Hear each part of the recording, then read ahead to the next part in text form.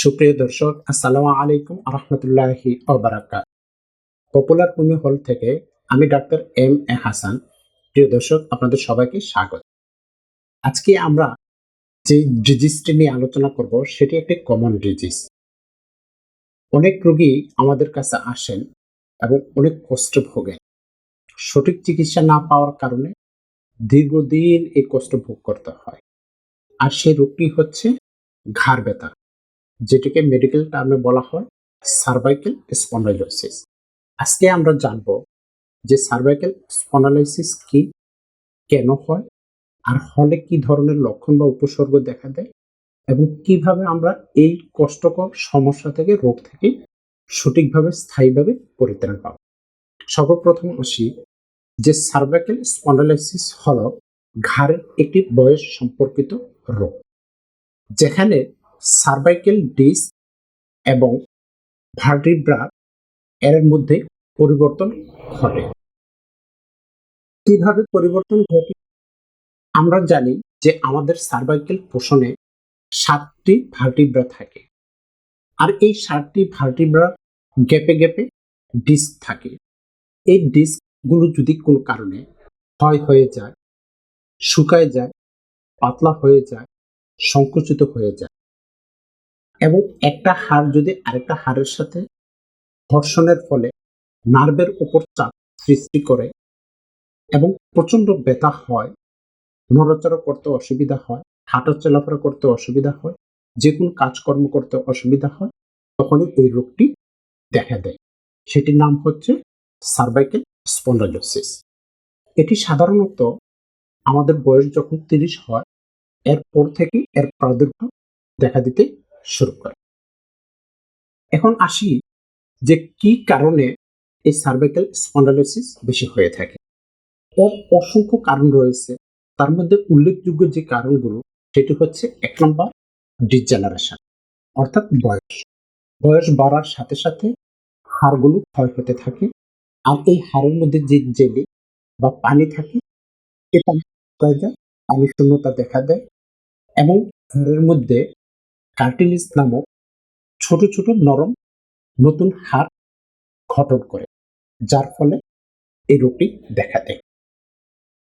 এছাড়া যদি আপনি ভুল ভঙ্গিতে দীর্ঘ সময় থাকেন, বিশেষ করে যদি আপনি দীর্ঘ সময় মোবাইল, ল্যাপটপ, কম্পিউটার অথবা টিভি দেখেন, কিন্তু আপনার বসাটা অথবা শোয়াটা যদি সঠিক না হয়, অর্থাৎ তেরা পাকা যদি হয়, তাহলে কিন্তু এটা মাসেলের উপর, হাড়ের উপর এবং ভেনের উপর এক ধরনের একটা চাপ সৃষ্টি করে, যার ফলে এই রোগটি হতে পারে। এরপরে যে কারণ, সেটি হচ্ছে যে আপনার ঘাড়ে যদি হঠাৎ করে আঘাত পান অথবা ইনজুরি দেখা দেয়, সেক্ষেত্রে এটিকে হতে পারে, যেটিকে বলা হয় হুইপ্ল্যাশ অথবা স্পোর্টস ইনজুরি।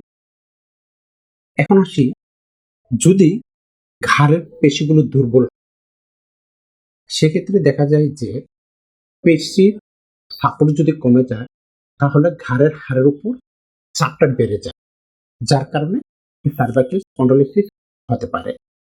এছাড়াও যদি অ্যানকাইলোজিং স্পন্ডাইলোসিস হয়, সেক্ষেত্রে আপনার ঘাড়ের যে পেশি আছে সেটি স্টিফনেস হয়ে যায়, শক্ত হওয়ার কারণে এটি হতে পারে। কখনো কখনো দেখা যায় যে আপনি যদি অতিরিক্ত স্ট্রেস অথবা টেনশন করেন, তাহলে পেশিগুলো শক্ত হয়ে যাবে এবং পেশিগুলো শক্ত হওয়ার ফলে আপনার নার্ভের উপর চাপ সৃষ্টি করবে, তখন এই রোগের প্রাদুর্ভাব আস্তে আস্তে বাড়তে থাকবে। এছাড়া জেনেটিক একটা কারণ আছে, বংশগত কারণ।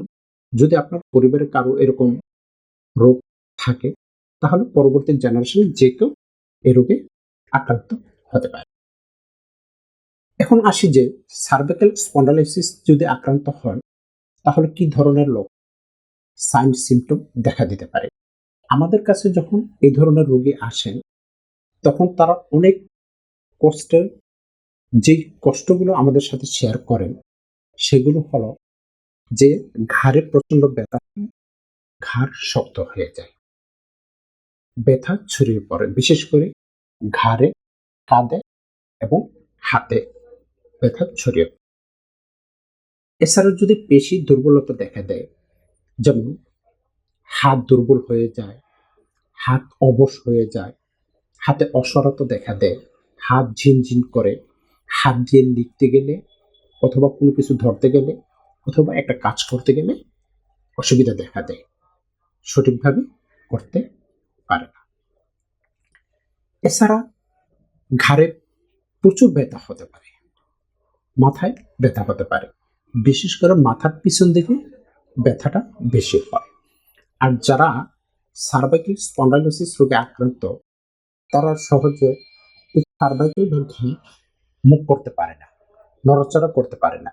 যদিও নড়াচড়া করতে গিয়ে অনেক ব্যথা হয়, কষ্ট হয়ে থাকে। গুরুতর ক্ষেত্রে হাঁটা চলা, এমনকি শরীরের ভারসাম্য ধরে রাখতে পর্যন্ত অনেক কষ্ট হয়। ইদানিং এই ধরনের রোগীর সংখ্যা অনেক বেশি। দেখা যাচ্ছে যে বিভিন্ন ধরনের ওষুধ সেবন করে অথবা থেরাপি দেওয়ার পরও পরিপূর্ণভাবে সুস্থ হয় না।